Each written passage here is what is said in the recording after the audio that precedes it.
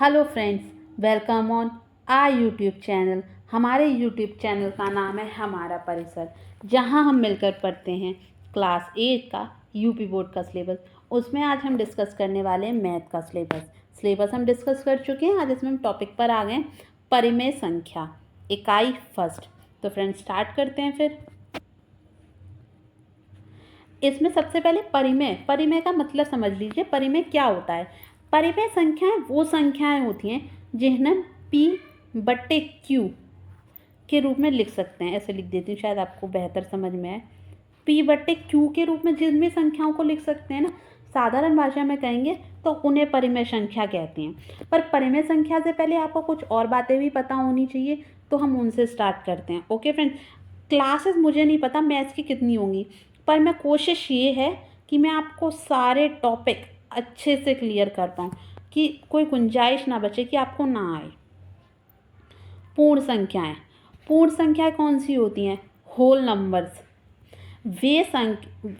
ये वह संख्याएं होती हैं जो 0 से इन्फिनिटी का मतलब समझते हैं? ये जो मैंने साइन बनाया है ऐसा, उसे इन्फिनिटी कहते हैं, यानी अनंत।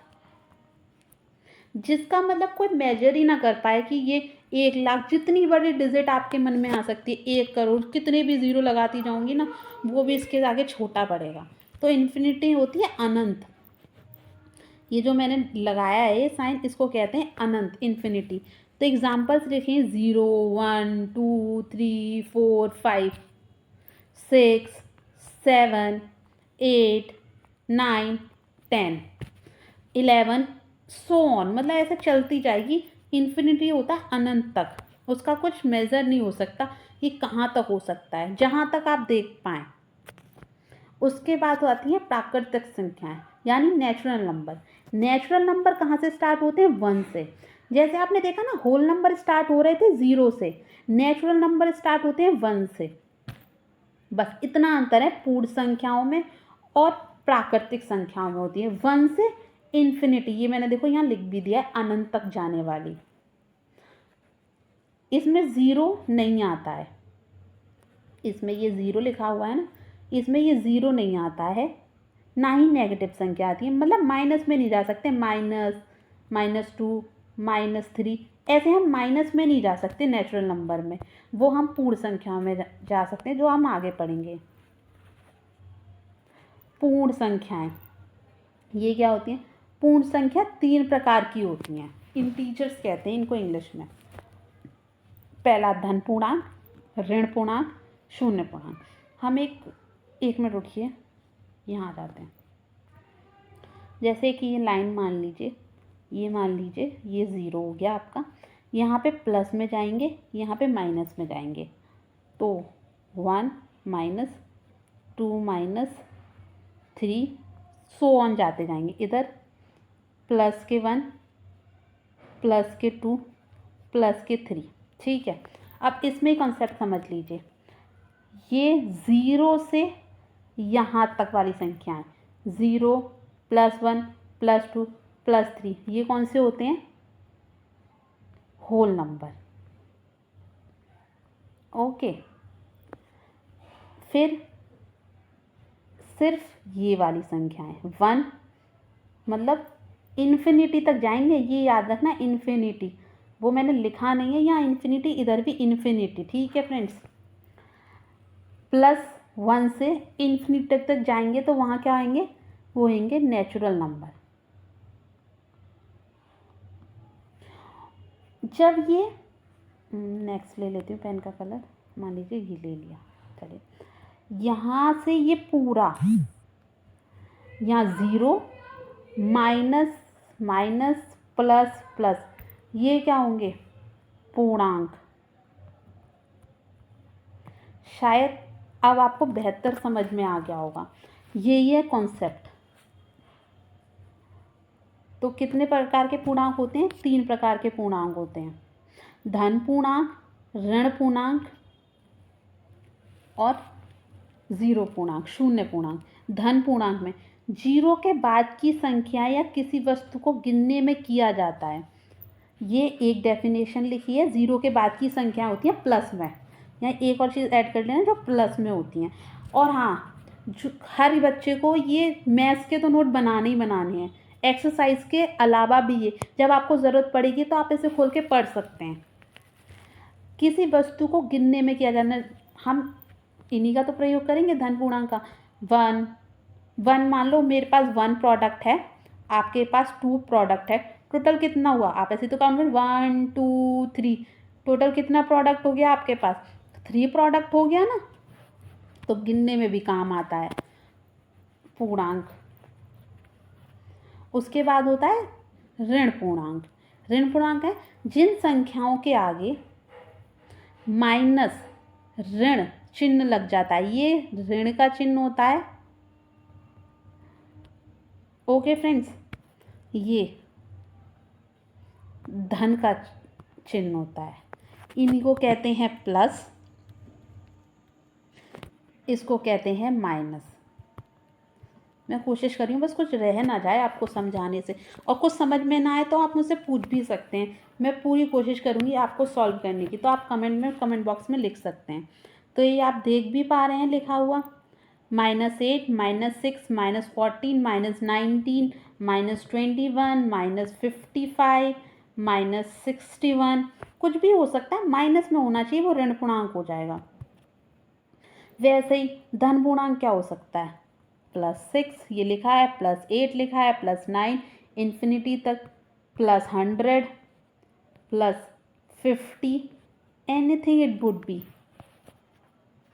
बस आप सोचते जाइए, ये संख्या हो सकती है इन्फिनिटी तक, कुछ भी हो सकती है। नेक्स्ट पढ़ गया। इसके बाद होते हैं जीरो पूर्णांक, शून्य।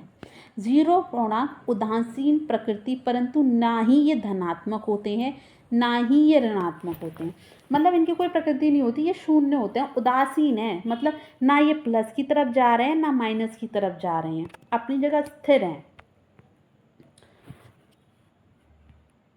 परिमेय संख्या, यह वह संख्या होती है जिसे P और Q के रूप में लिख सकते हैं। मैंने आपको बताया ना परिमेय संख्या कौन सी होती हैं, जिन्हें P और Q के रूप में लिख सकते हैं, वो सारी परिमेय संख्या हो सकती हैं।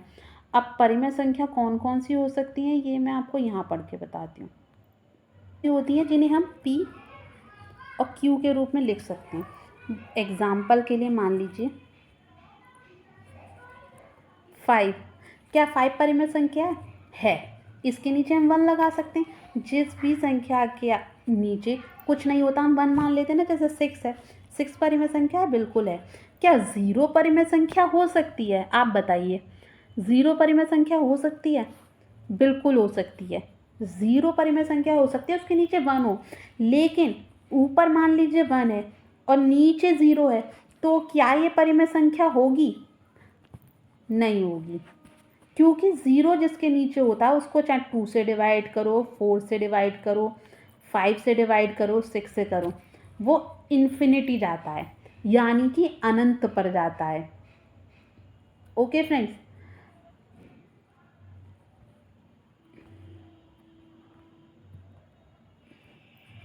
वैसे ही अगर 0 और 0 हम इसका करते हैं तो ये क्या हो जाएगा? आप बताइए फ्रेंड्स, 0 अगर 0 का किया है तो ये क्या होगा? ये भी इन्फिनिटी होगा फ्रेंड्स। 0 किसी के नीचे है तो भी इन्फिनिटी, 0 से 0 का कर रहे हैं तो भी इन्फिनिटी होगा, और ये परिमेय संख्या नहीं होगी फ्रेंड्स। ओके, चलिए नेक्स्ट पर आते हैं। और क्या होगी? पाई, अगर आपने पढ़ी होगी पाई, तो क्या पाई परिमेय संख्या है? अगर पाई 22/7 के रूप में लिखी है, जी बिल्कुल परिमेय संख्या है। 3.14 जो पाई का मान होता है 22/7 को सॉल्व करने का, इसको भाग विधि से ऐसे सॉल्व करते हैं, 22 अंदर होगा 7 होगा, हम इसे सॉल्व करते जाएंगे तो 3.14 आएगा। क्या ये परिमेय संख्या है? ये परिमेय संख्या नहीं है, ये अपरिमेय है, क्योंकि हम इसे परिमेय संख्या के रूप में नहीं लिख सकते। पर क्या 22/7 परिमेय संख्या है? जी बिल्कुल, 22/7 परिमेय संख्या है, क्योंकि परिमेय संख्या कौन सी होती हैं? जिन्हें P और Q के रूप में लिख सकते हैं। Q ये गया, P हमारे पास ये गया, हो गई परिमेय संख्या। चलिए कुछ और एग्जाम्पल देखते हैं। एग्जाम्पल्स के तौर पे आप ये मत सोचिए क्लास लंबी करने की कोशिश करी, मैं कोशिश कर रही हूँ आपको सारी चीज़ें समझा पाऊँ। आप ये एग्जाम्पल जो मैं लिखवा रही हूँ ना, इन्हें बेटा नोट और करते जाना, ठीक है फ्रेंड्स। क्या √5 परिमेय संख्या हो सकती है? बिल्कुल नहीं हो सकती। पर क्या √9 परिमेय संख्या हो सकती है? जी बिल्कुल हो सकती है। आओ समझते हैं कैसे हो सकती है। 3 का अगर 3 में मल्टीप्लाई 3 टाइम्स करते हैं, 3 एकम 3, 3 दूनी 6, 3 तिया 9, क्या हुआ इसका?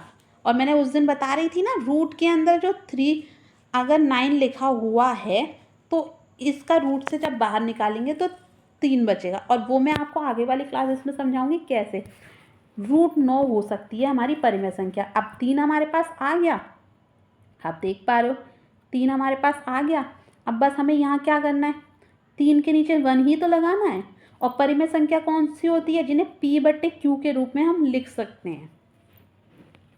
तो फ्रेंड्स समझ में आ गया। नेक्स्ट करते हैं, चलिए देखते हैं समझ में आया या नहीं। ये तो इसी बात से पता चल जाएगा कि आया कि नहीं। नेक्स्ट है हमारा, मान लीजिए 12/5 क्या परिमेय है? क्या 17.17/1 क्या परिमेय है? परिमेय के लिए क्या रूल होना चाहिए? परिमेय के लिए रूल और लिख देती हूँ मैं यहाँ पे, जिससे आपको थोड़ा समझ में आए। P/Q के रूप में है या नहीं? जी बिल्कुल है। 7/1 क्या है? जी बिल्कुल है। आई होप इन एग्जाम्पल से आपको समझ में आ रहा होगा। बाकी आपको नहीं समझ में आता है या कोई और एग्जाम्पल है जो आप ऐड करवाना चाहती हैं, क्वेश्चन है समझना चाहते हैं, आप मुझे कमेंट बॉक्स में बता सकते हैं। मैं कोशिश कर सकती हूँ आपको सॉल्व करनी। अगर आप खुद ही कोशिश नहीं करना चाहेंगे तो मैं क्या, कोई टीचर कुछ नहीं कर सकता। चलिए जाइए, यहाँ पे हमने परिमेय सीखा है तो हम अपरिमेय भी सीखते हैं। फिर उसके बाद मैं आपको वहाँ पे ले जाऊँगी, वहाँ आप नोट कर लीजिएगा। और आप यहाँ नोट ना कर पाएँ तो मैं टेलीग्राम पे डाल दूँगी, आप वहाँ नोट कर लीजिएगा। Okay friends. अपरिमेय, अपरिमेय कौन सी संख्याएं होती हैं? जिनको P/Q के रूप में नहीं लिख सकते, वो संख्या होती है अपरिमेय। वो हो सकती है, पाई का मान बताया था ना 3.14, ये अपरिमेय संख्या है क्योंकि हम इसे P/Q के रूप में नहीं लिख पा रहे हैं।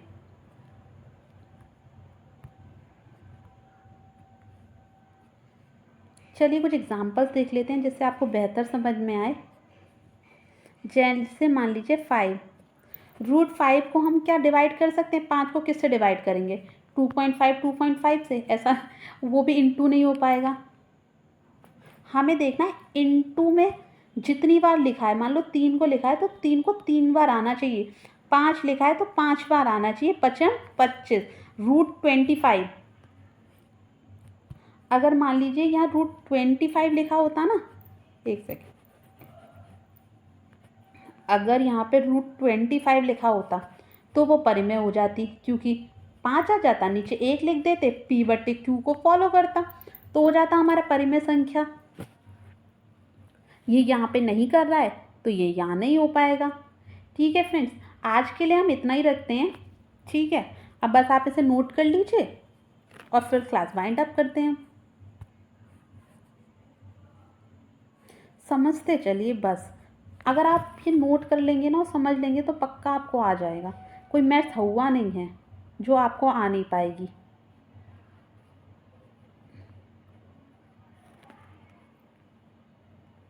यहाँ पे देखिए परिमेय के एग्जाम्पल्स मैंने दिखा दिए ना आपको, ये रहे परिमेय संख्या। ये वह संख्या होती है जिन्हें PQ के रूप में लिखा जा सकता है। 5, इसके नीचे 1 लगा देंगे, 12/5 -1/10, 10/7, ये 9/3, इसको काट भी सकते हैं आप, काटना चाहें 3 एकम 3, 3 6, 3 3 9, ये हो जाएगा। मतलब अगर सरल करने की कोशिश की जाए तो मुझे सरल भी कर सकते हैं। अपरिमेय संख्याएं, अपरिमेय संख्याएं वे संख्याएं होती हैं जिन्हें p और q के रूप में नहीं लिखा जा सकता, के रूप में नहीं लिखा जा सकता, जैसे √5, √2, √3, √7, पाई का मान 3/14, जिनको हम ना परिवर्तित कर सकें, जिसको हम नहीं कर पा रहे, जिसके नीचे हमें क्यू नहीं मिल रहा, वो सारी संख्याएं अपरिमेय होती हैं। जिनके नीचे हमें p/q में लिख पा रहे हैं, आंख बंद करके कर दीजिए, वो परिमेय संख्याएं होंगी। ओके फ्रेंड्स, आज के लिए फिर इतना ही रखते हैं। आई होप आपको समझ में आया होगा। अगर कुछ समझ में नहीं आया है तो आप मुझसे कमेंट बॉक्स में पूछ सकते हैं, मैं आपकी पूरी कोशिश करूँगी